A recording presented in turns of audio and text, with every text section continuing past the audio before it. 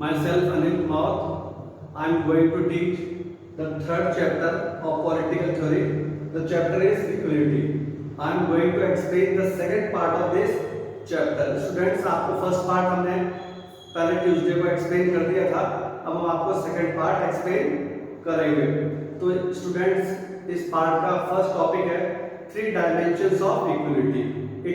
इस पॉइंट का मतलब है कि there are three dimensions of equality. Equality के थ्री टाइप्स होते हैं. There are three types of equality. First, political equality. In democratic societies, political equality means granting equal citizenship to all the members of the state. Equal citizenship bring with it certain basic rights such as the right to vote, freedom of expression, movement, association and freedom of belief. These are rights which are considered necessary to enable citizens to develop themselves and participate in the affairs of the state. Yes students, three dimensions of equality के अंदर first point है political equality. किसी भी country के अंदर political equality होना बहुत ही जरूरी है. इन democratic societies, political equality means granting equal citizenship.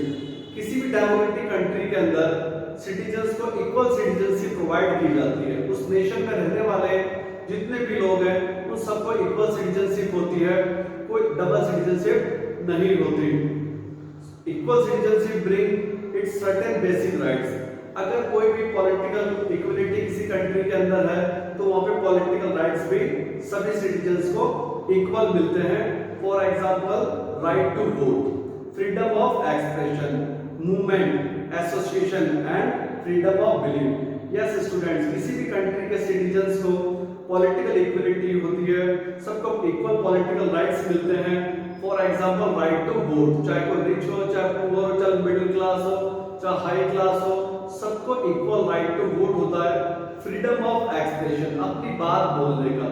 Fundamental rights के अंदर आप डिटेल के अंदर कॉन्स्टिट्यूशन में ये आपको हम पढ़ाएंगे, तब आप समझोगे कि इस कंट्री के सिटीजन्स के कौन से पॉलिटिकल राइट्स होते हैं और क्यों पॉलिटिकल इक्विलिटी जरूरी है.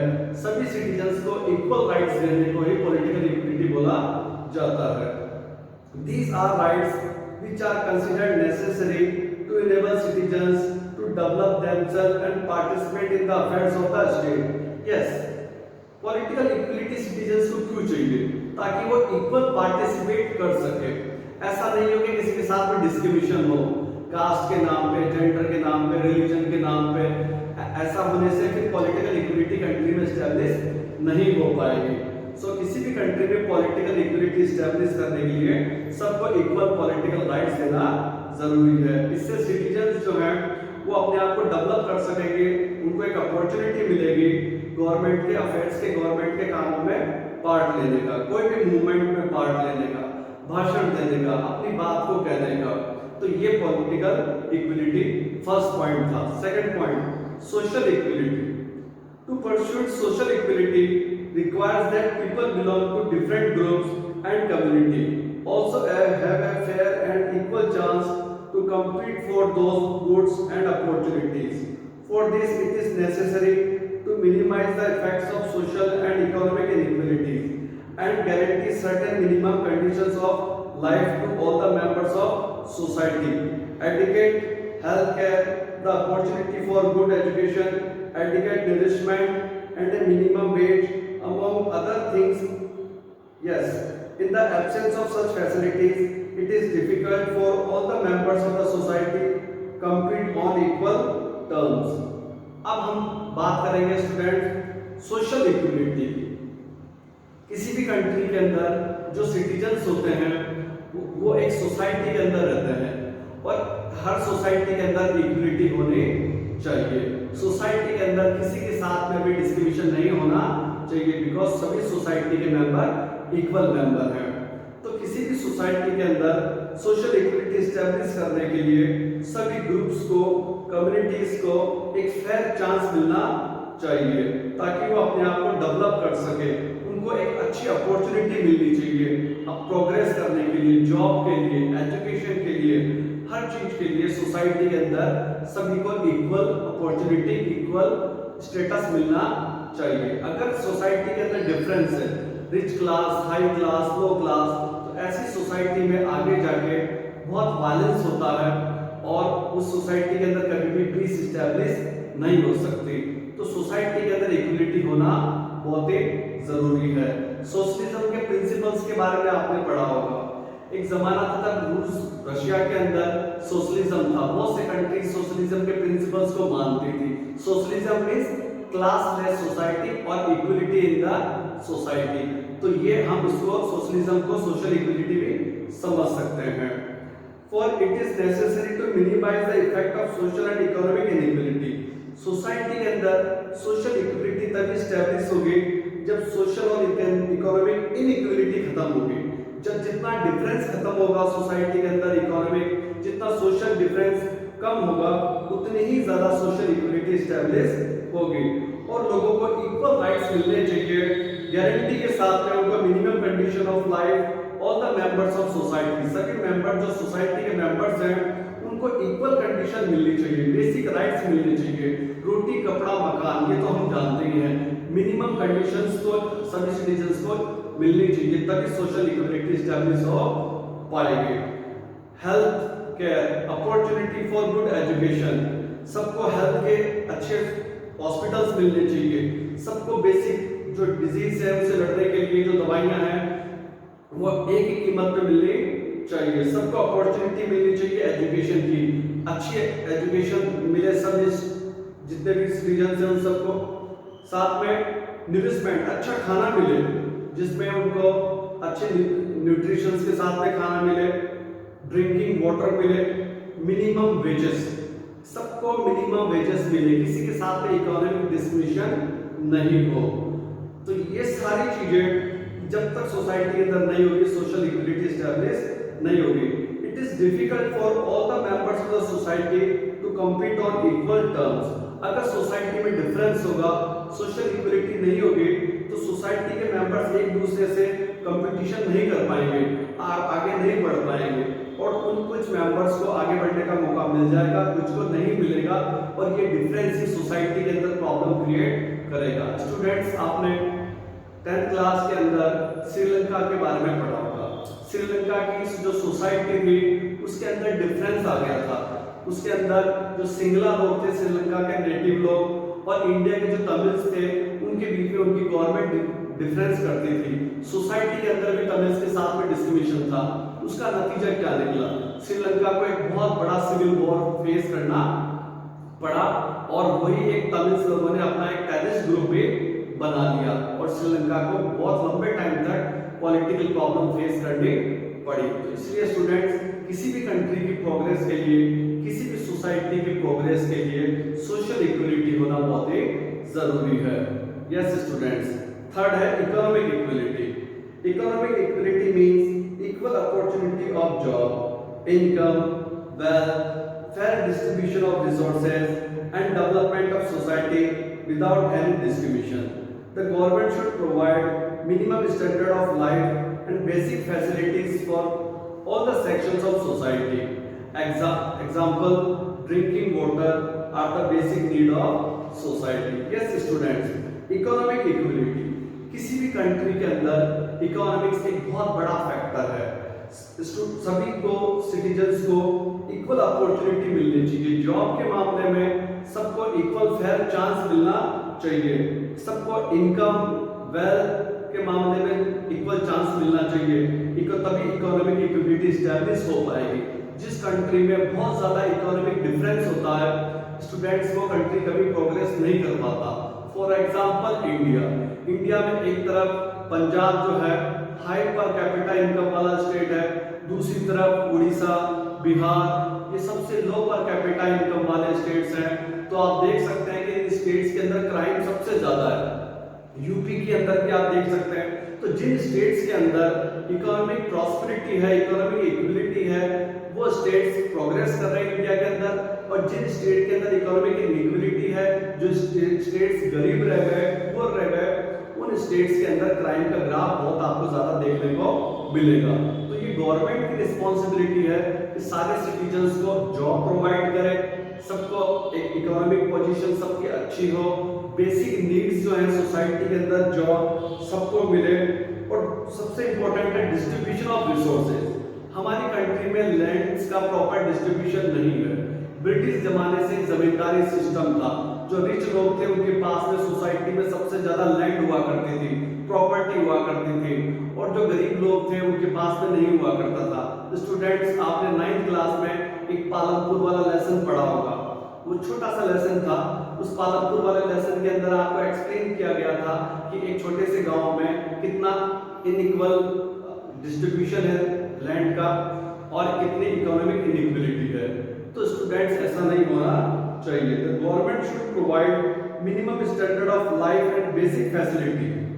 गवर्नमेंट को मिनिमम स्टैंडर्ड ऑफ लाइफ, किसी भी सिटीजन को सोसाइटी के अंदर इकोनॉमिक पोजीशन उसकी कम से कम ऐसी हो कि उसको 2 वक्त का खाना मिले, उसके पास में एक छोटा सा मकान हो, एक जॉब हो, ताकि उसके बच्चे अच्छे स्कूल में पढ़ सके। उसकी इकोनॉमिक पोजीशन कम से कम ऐसी होनी चाहिए, तब जाके इकोनॉमिक इक्विलिटी स्टैब्लिश होगी। इकोनॉमिक डिफरेंस जितना होगा सोसाइटी के अंदर, उतना ही सोसाइटी के अंदर क्राइम का ग्राफ बहुत ज्यादा होगा। तो पॉलिटिक्स के अंदर इक्विलिटी जो प्रिंसिपल है वो बहुत इंपॉर्टेंट प्रिंसिपल है। तो ये जो थर्ड जो इक्विलिटी है वो है इकोनॉमिक इक्विलिटी। और सोसाइटी के अंदर सबको अच्छे चांस मिलने चाहिए, लेकिन ऐसा नहीं है। आज हमारी कंट्री के अंदर जो रूरल एरियाज हैं, जो विलेज एरियाज हैं, उनकी इकोनॉमिक पोजीशन बहुत वीक है, और जो अर्बन एरिया है, जो सिटी है, उनकी इकोनॉमिक पोजीशन बहुत अच्छी है। सिटीजन्स के लाइफ स्टैंडर्ड में भी आपको डिफरेंस मिलेगा।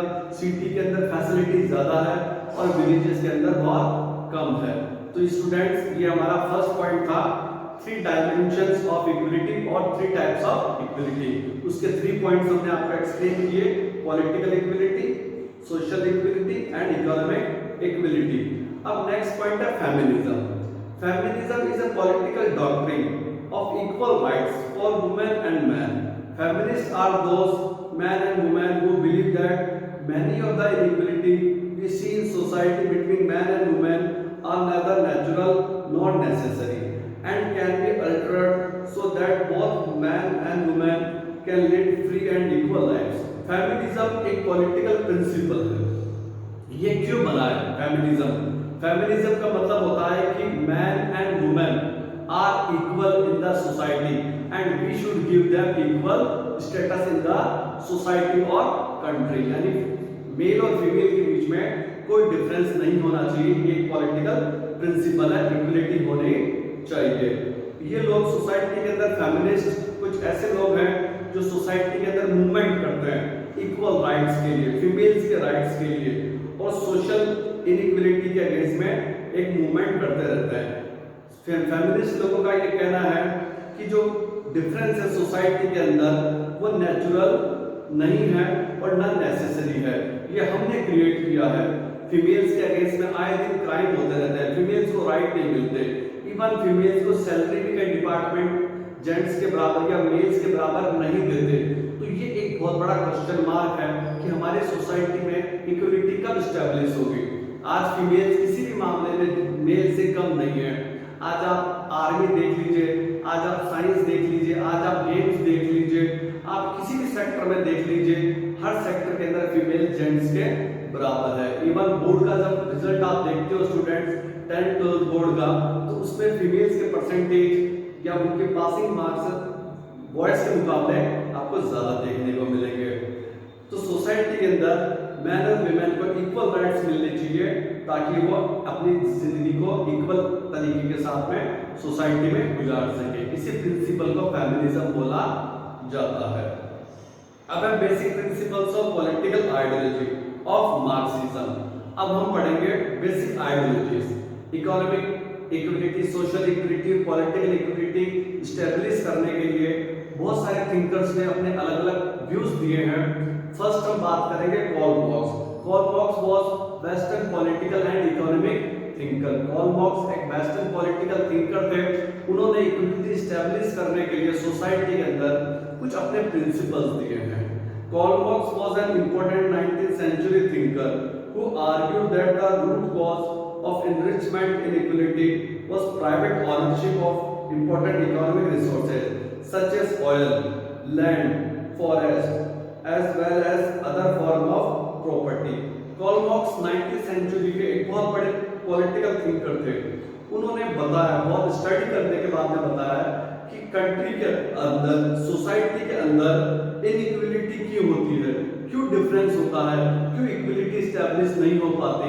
तो उसका उन्होंने रीजन बताया है कि सोसाइटी के अंदर प्राइवेट ऑनरशिप जो है वो एक बहुत बड़ा रीजन है। ठीक है, किसी भी प्राइवेट नहीं होना चाहिए, हर चीज गवर्नमेंट के कंट्रोल में होनी चाहिए। जो भी लोग रिच लोग हैं सोसाइटी के अंदर, वो पूरी इकोनॉमिक्स को कंट्रोल करके रखते हैं। इंडस्ट्रियलिस्ट, बिजनेसमैन, उनके पास में सारे इकोनॉमिक रिसोर्सेज हो जाते हैं और वो ऑयल, लैंड, फॉरेस्ट और सारी प्रॉपर्टी के ऊपर अपना एक तरह से मोनोपोली करते हैं। तो रिच क्लास जो है, प्राइवेट जो ऑनरशिप है, this is the main reason of economic inequality. तो ये नहीं होना चाहिए। He pointed out that such private ownership did not only make the class of owners wealthy, it also gave them political power. Such powers enables them to influence state policies and laws, and this could prove a threat to democratic government. Yes, Karl Marx का ये भी कहना है कि जो private ownership है, private जो लोग हैं, इंडस्ट्रीज या जो भी प्राइवेट लोगों के पास में जो प्रॉपर्टी है, वो लोग इतने पावरफुल होते हैं, इतने वेल्थी होते हैं कि गवर्नमेंट को भी अपने कंट्रोल में रखते हैं। पॉलिटिकल पावर भी होता है उनके पास में। इवन गवर्नमेंट जो भी पॉलिसीज बनाती है, रूल्स बनाती है स्टेट के अंदर, वो सब उन्हीं को देख के बनाती है, रिच क्लास को देख के या इंडस्ट्रियलिस्ट को देख के बनाती है, और गरीब आदमी को देख के रूल्स रेगुलेशंस नहीं बनाते।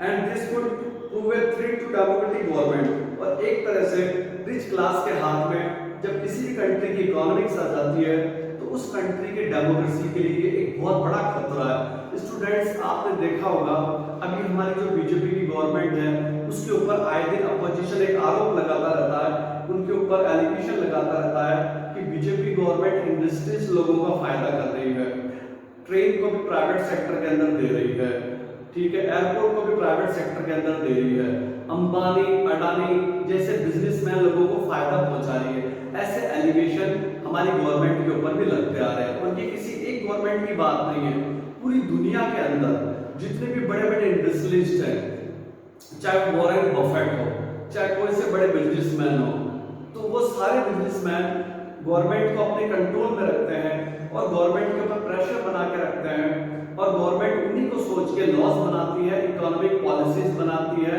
और यही लोग गवर्नमेंट को टैक्स भी देते हैं। ये रियलिटी है। लेकिन गवर्नमेंट गरीब लोगों के बारे में नहीं सोचती। उसका रीजन ये है कि कंट्री के अंदर कभी भी इकोनॉमिक इक्वलिटी स्टैब्लिश नहीं होती।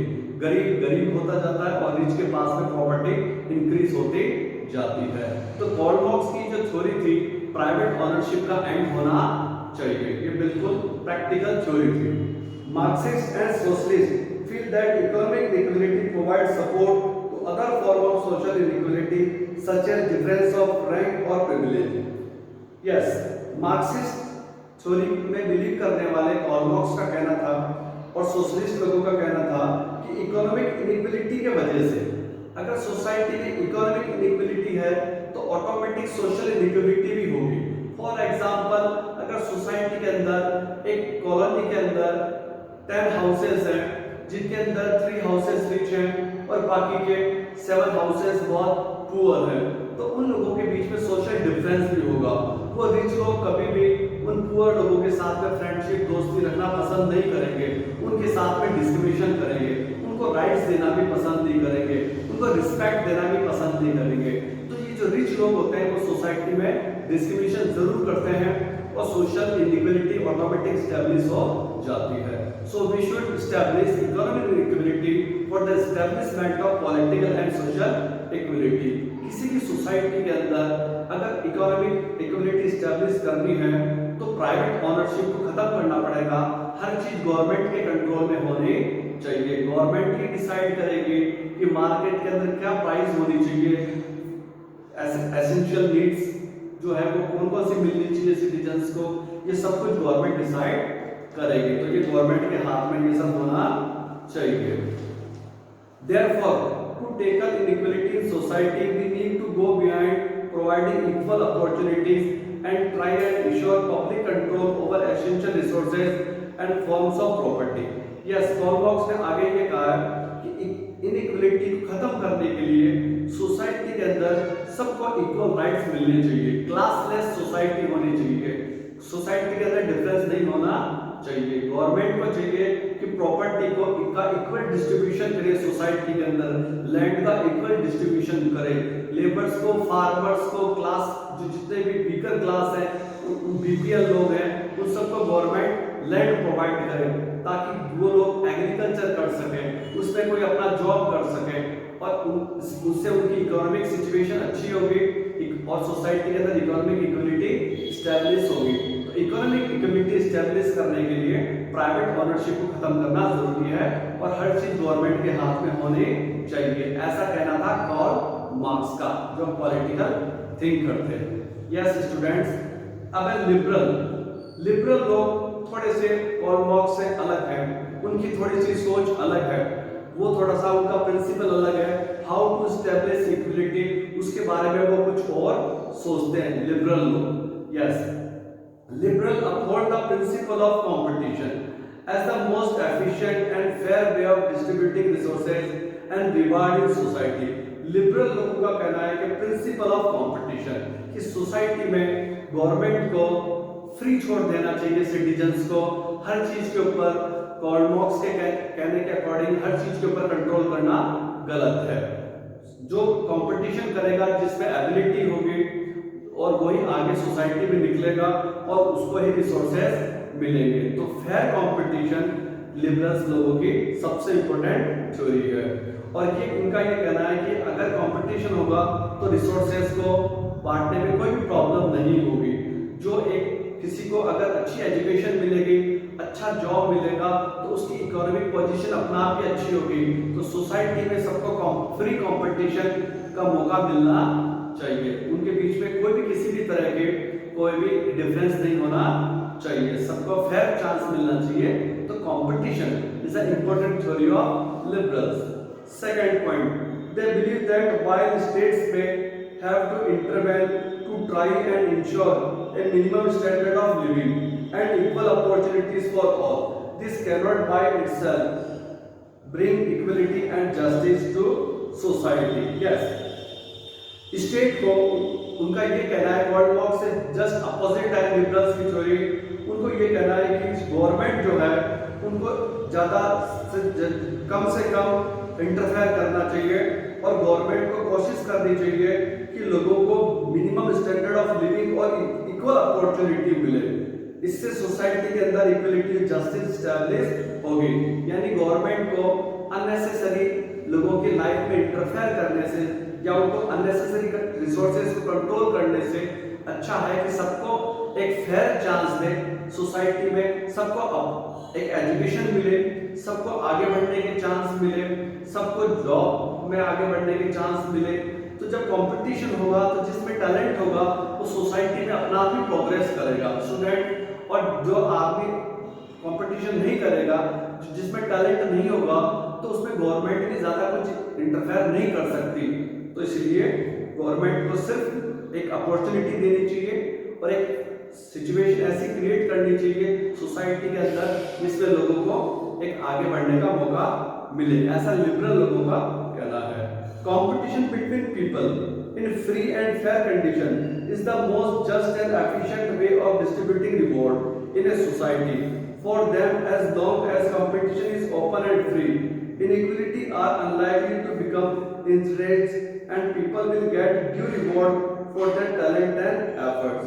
Competition in free and fair condition, free और फेयर कंडीशन में कंपटीशन होना चाहिए। ये एक सबसे अच्छा तरीका है सोसाइटी में एफिशिएंसी स्टैब्लिश करने का, जस्ट स्टैब्लिश करने का और रिसोर्सेज को सोसाइटी में डिस्ट्रीब्यूट करने का। स्टूडेंट्स, आज आपने देखा होगा अपने इंडिया के अंदर भी कंपटीशन होता है, बहुत से स्टूडेंट सीए बनते हैं, सीएस बनते हैं, इंजीनियर बनते हैं और जो जिसमें टैलेंट होता है वो आगे बढ़ जाता है, उसको जॉब मिलता है। एक लेबर और एडवोकेट में क्या डिफरेंस है?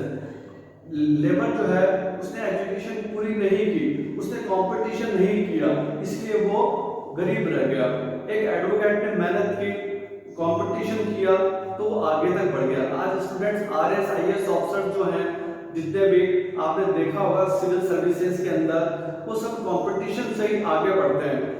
आज इंडस्ट्रियलिस्ट भी मार्केट के अंदर कंपटीशन करते हैं और अपने प्रोडक्ट को लॉन्च करते हैं, उनका प्रोडक्ट आज बिकता है। स्टूडेंट्स, आज आपने देखा होगा कि मार्केट के अंदर कितने सारे प्रोडक्ट हैं, लेकिन हम कुछ ही प्रोडक्ट का नाम जानते हैं। फॉर एग्जांपल हम मोबाइल की बात करते हैं, आज सैमसंग, ओप्पो, वीवो और एप्पल का ही नाम सबसे ज्यादा फेमस क्यों है? बाकी और बहुत सारी मोबाइल कंपनीज है, लेकिन इन लोगों ने एक फेयर कंपटीशन किया और अपने आप को प्रूव किया सोसाइटी में।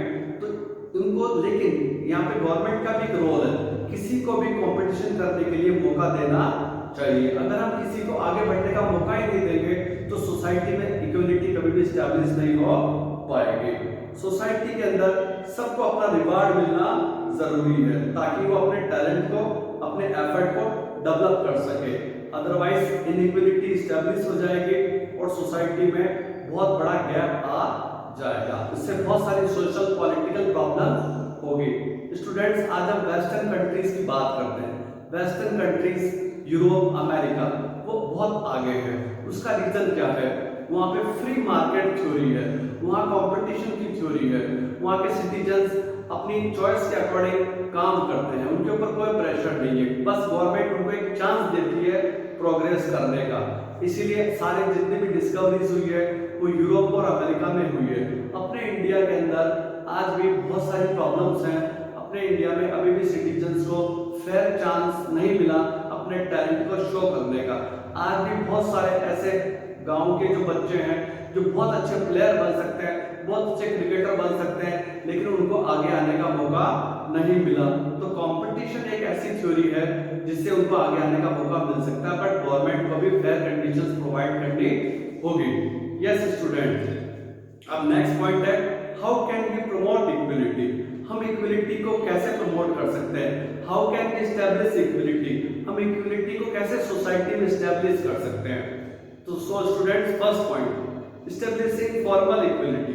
The first step towards bringing about equality is of course ending the formal system of inequality and privilege. Social, economic and political equality all over the world have been protected by customs and legal systems that prohibited some sections of society from enjoying certain kinds of opportunity and reward. Yes students, society के अंदर, country के अंदर equality establish करने के लिए सबसे पहले formal equality को स्टैब्लिश करना होगा। अब आप सोचोगे कि what is mean by formal equality? Formal equality mean social difference society के अंदर खत्म करने होंगे। कास्ट के नाम पे, स्टेटस के नाम पे, इकोनॉमिक पोजीशन के नाम पे सोसाइटी के अंदर डिफरेंस नहीं होना चाहिए। कुछ लोगों को ज्यादा प्रिविलेज दिया जाता है सोसाइटी के अंदर, कुछ लोगों को कम दिया जाता है। तो सोसाइटी में जब तक इक्वलिटी स्टैब्लिश नहीं होगी तब तक कंट्री के अंदर पॉलिटिकल और इकोनॉमिक इक्वलिटी स्टैब्लिश नहीं होगी। किसी भी कंट्री के अंदर सबसे पहले सोसाइटी होती है, तो सोसाइटी के अंदर इक्वलिटी स्टैब्लिश होगी तभी जाके पॉलिटिकल और इकोनॉमिक इक्वलिटी स्टैब्लिश होगी। सभी लोगों को जो कस्टम्स हैं, सभी लोगों के जो ट्रेडिशंस हैं, वो कुछ इस तरह से सोसाइटी में बने हुए हैं कि एक सेक्शन के साथ में डिस्ट्रीब्यूशन करते हैं और दूसरे सेक्शन को ज्यादा राइट देते हैं। फॉर एग्जांपल स्टूडेंट्स, आप हिस्ट्री के अंदर आप रीड करोगे, इंडिया के अंदर वर्ण सिस्टम बना हुआ था। ब्राह्मण, वैश्य, शूद्र और क्षत्रिय, इन लोगों को आज भी इनडायरेक्टली ये सिस्टम देखने को मिलता है। आज भी हमारे कंट्री के अंदर दलित लोग हैं सोसाइटी के अंदर, जिनको सोसाइटी में रिस्पेक्ट नहीं है, जिनको कोई अपने पास में नहीं बिठाना चाहता, और ये माना जाता है कि ये लोग एक मैनुअल वर्क करते हैं, ये सफाई का काम करते हैं, उनके काम को भी नीचा माना जाता है, बैकवर्ड नजर से उनको देखा जाता है। तो जब तक स्टूडेंट सोसाइटी के अंदर फॉर्मल इक्वलिटी नहीं होगी तब तक कंट्री के अंदर या सभी सेक्टर्स के अंदर इक्वलिटी स्टैब्लिश नहीं होगी। स्टूडेंट्स, सोसाइटी के अंदर सभी को इक्वल एंजॉय करने का मौका मिलना चाहिए, उनको अपॉर्चुनिटी और रिवार्ड का भी मौका मिलना चाहिए, ताकि वो अपनी अपॉर्चुनिटी से आगे बढ़ सके और उनको अपने काम के लिए रिवार्ड भी मिलना चाहिए। डिस्क्रिमिनेशन कास्ट के नाम पे, जेंडर के नाम पे, रिलीजन के नाम पे, कम्युनिटी के नाम पे, रीजनल एरिया के नाम पे सोसाइटी के अंदर डिफरेंस नहीं होना चाहिए। स्टूडेंट्स, आपने देखा होगा महाराष्ट्र के अंदर एक पार्टी है मनसे, महाराष्ट्र नवनिर्माण सेना। इस पार्टी ने कई बार बिहार के लोगों को महाराष्ट्र से बाहर निकालने की कोशिश की है, बिकॉज उनका ये मानना है कि महाराष्ट्र जो है वो सिर्फ महाराष्ट्र के लोगों के लिए होना चाहिए और ये बिहार के लोग बाहर से आके हमारा जॉब छीन रहे हैं। स्टूडेंट्स, वो भी सोसाइटी का एक सेक्शन है, बिहार भी इंडिया का ही एक स्टेट है। तो इस तरह से सोसाइटी के अंदर इक्वलिटी स्टैब्लिश होनी चाहिए और इस तरह से रीजनलिज्म, कास्टिज्म, अनटचेबिलिटी सब नहीं होना चाहिए। The constitution prohibits discrimination on ground of religion, race, caste, gender और place of birth. Our constitution also abolishes the practice of untouchability. Most modern constitution and democratic governments have formally accepted the principle of equality and incorporate it identical treatment by law to all citizens without any regard to their caste, race, religion or gender. Yes, student, दुनिया के सारे constitution के अंदर ये theory है कि religion के नाम पे, कास्ट के नाम पे, रेस के नाम पे, जेंडर के नाम पे, प्लेस ऑफ बर्थ के नाम पे डिस्क्रिमिनेशन नहीं होना चाहिए। इंडिया के कॉन्स्टिट्यूशन में भी अनटचेबिलिटी को बैन किया गया है। आज आप किसी को भी सोसाइटी के अंदर कास्ट के नाम पे डिस्क्रिमिनेशन नहीं कर सकते। स्टूडेंट्स, जब सोसाइटी में सभी कास्ट को इक्वल रिस्पेक्ट मिलेगा, इक्वल अपॉर्चुनिटी ऑफ डेवलपमेंट का मौका मिलेगा, तभी जाके इक्वलिटी स्टैब्लिश हो पाएगी। ये सेकंड पॉइंट है फॉर्मल इक्वलिटी को स्टैब्लिश करने के लिए। तो स्टूडेंट्स, ये ऐसे प्रिंसिपल्स हैं सोसाइटी के अंदर जिनको स्टैब्लिश करना बहुत ही जरूरी है। सिटीजन्स को इक्वल रिगार्ड मिलना चाहिए, इक्वल ट्रीटमेंट होना चाहिए उनके साथ में। गवर्नमेंट को भी चाहिए कि ऐसी पॉलिसीज बनाए जिसमें किसी के साथ में भी डिफरेंस नहीं हो। इन दिनों गवर्नमेंट बहुत सीरियस है। आजकल गवर्नमेंट ने फीमेल्स के केस में होने वाले क्राइम के लिए बहुत सीरियस है, छोटे बच्चों के केस में होने वाले क्राइम के केस में बहुत सीरियस है। आए दिन हम देखते हैं हमारे सोसाइटी के अंदर क्राइम बढ़ता जा रहा है, तो फीमेल्स के केस में ज्यादा देखने को मिलता है। तो फीमेल्स के लिए जो स्टीरियोटाइप थिंकिंग है उसको दूर करना पड़ेगा। कॉन्स्टिट्यूशन के अंदर मेल, फीमेल, रिच, पुअर किसी का कोई डिफरेंस नहीं है, सबको इक्वल फंडामेंटल राइट्स मिले हुए हैं। Directive principles of state policy, government जब भी कोई पार्लियामेंट के अंदर कोई भी लॉज बनाती है, पॉलिसीज बनाती है, तो वो इक्वल थिंकिंग के अकॉर्डिंग बनाती है और वो चाहती है कि सोसाइटी में सबको इक्वल राइट्स मिले, इक्वल अपॉर्चुनिटी मिले, इक्वल उनको प्रोग्रेस करने का मौका मिले, तभी उनका डेवलपमेंट होगा, देश का डेवलपमेंट होगा। गवर्नमेंट कभी भी डिस्क्रिमिनेशन करने वाले लॉज नहीं बनाती। गवर्नमेंट जो भी लॉज पॉलिसीज बनाती है पार्लियामेंट के अंदर, असेंबलीज के अंदर, वो सोसाइटी में इक्वलिटी स्टैब्लिश करने के लिए बनाती है, क्योंकि गवर्नमेंट चाहती है कि सोसाइटी के अंदर डिवीजन नहीं होना चाहिए। डिवीजन होगा तो वायलेंस होगा और हमारी कंट्री बहुत पीछे चली जाएगी। यस स्टूडेंट्स, अब है next point, equality through differential treatment. अलग अलग तरीके से हम इक्वलिटी को स्टैब्लिश कर सकते हैं। We have different types of method to establish equality. Sometimes it is necessary to treat people differently in order to ensure that they cannot enjoy equal rights. Certain difference between people may have to be taken into account for this purpose. For instance, disabled people may justifiably demand special ramps in public space so that they get an equal chance to enter public building. Or women working in call centers at night may need special protection during the journey to and from the center so that equal rights to work may be protected. Student, society के अंदर equality establish करने के लिए कभी-कभी हमको कुछ difference भी करना पड़ता है। फॉर एग्जांपल, अगर सोसाइटी में कोई पुअर क्लास है, बहुत लंबे टाइम से इंडिया के अंदर हम देखते आ रहे हैं, हमारी कंट्री के अंदर एक सेक्शन ऐसा है जो ST, SC, OBC है, और ये एक सेक्शन है वो बहुत गरीब था, हमेशा से सेंचुरी से इनके साथ में डिस्क्रिमिनेशन हो रहा था, इनको सोसाइटी पे राइट्स नहीं मिलते थे, तो गवर्नमेंट ने उनको रिजर्वेशन दे दिया। यहाँ पे कुछ डिफरेंस है। अब हम बोलेंगे कि सोसाइटी में स्टैब्लिश करने के लिए आपने रिजर्वेशन क्यों दिया? कुछ लोग रिजर्वेशन के अगेंस्ट में हैं, लेकिन अगर किसी को सोसाइटी में इक्वल स्टेटस के ऊपर लेके आ रहा है, किसी बैकवर्ड को, तो उनको स्पेशल राइट्स देने ही पड़ेंगे। बहुत से डिसेबल लोग हैं, विकलांग लोग हैं, उनको भी मौका मिलना चाहिए। गवर्नमेंट ने सरकारी जॉब के अंदर, गवर्नमेंट जॉब के अंदर जो लोग विकलांग हैं, जिन्हें हम दिव्यांग भी बोलते हैं, डिसेबल लोग, हैंडीकैप्ड लोग, उनके लिए स्पेशल जॉब दे रखे हैं, उनको रिजर्वेशन है। अगर कोई डिसेबल है, अगर कोई विकलांग है, अगर कोई फिजिकल हैंडीकैप्ड है, तो गवर्नमेंट की जॉब के अंदर उनके लिए कुछ रिजर्व सीट्स होती है। ऐसे ही फीमेल्स के लिए जो रात को कॉल सेंटर में जॉब करती हैं, उनको स्पेशल सर्विस प्रोवाइड करनी चाहिए। उनको स्पेशल गाड़ियों से उनके घर तक पहुंचाना चाहिए। देर रात तक कॉल सेंटर में काम करने से, बाहर जाने से उनकी सुरक्षा को, उनकी डिफेंस को खतरा हो जाता है। तो फीमेल्स को थोड़ा सा स्पेशल सर्विस प्रोवाइड करनी पड़ेगी, कंपनी को भी स्पेशल सर्विस प्रोवाइड करनी पड़ेगी। बहुत सारी कंपनी जो है कॉल सेंटर में काम करने वाली फीमेल्स, गर्ल्स के लिए ओला सर्विस प्रोवाइड करती हैं, या अपने तरफ से उनके लिए व्हीकल्स प्रोवाइड करती हैं और उनको उनके डोर तक सेंड करके आती हैं। इससे उनकी एक स्पेशल प्रोटेक्शन होती है। लेकिन जो मेल्स हैं, जो जेंट्स हैं, उनको ये राइट नहीं दिया जाता, क्योंकि उसको ये माना जाता है कि वो अपनी सुरक्षा खुद कर सकते हैं। फीमेल्स को थोड़ा सा स्पेशल प्रोटेक्शन की जरूरत है। तो थोड़ा सा ये डिफरेंस इसको अदर वे में हमको नहीं देना चाहिए। आपने देखा होगा बस स्टेशन पे, रेलवे स्टेशन पे टिकट लेने के लिए लाइन होती है, फीमेल्स की अलग, मेल्स की अलग। तो फीमेल्स को थोड़ा सा स्पेशल प्रोटेक्शन देने से कोई भी प्रॉब्लम नहीं है सोसाइटी में, बल्कि सोसाइटी में इक्वलिटी स्टैब्लिश होगी, क्योंकि फीमेल्स को वैसे ही सोसाइटी में कम राइट्स मिले हुए हैं। अब है अफर्मेटिव एक्शन। अफर्मेटिव एक्शन ये नेक्स्ट पॉइंट है। Affirmative action is based on the idea that it is not sufficient to establish formal equality by law.